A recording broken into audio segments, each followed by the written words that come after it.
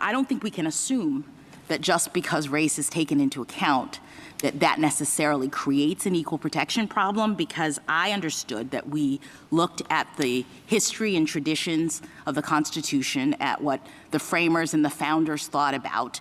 And when I drilled down to that level of analysis, it became clear to me that the framers themselves adopted the Equal Protection Clause, the 14th Amendment, the 15th Amendment in a race-conscious way, that they were, in fact, trying to ensure that people who had been discriminated against, the freedmen, during the Reconstruction period, were actually brought equal to everyone else in the society. So I looked at the report that was submitted by the Joint Committee on Reconstruction, which drafted the 14th Amendment, and that report says that the entire point of the amendment was to secure rights of the freed former slaves. The legislator who introduced that amendment said that, quote, unless the Constitution should restrain them, those states will all, I fear, keep up this discrimination and crush to death the hated freedmen.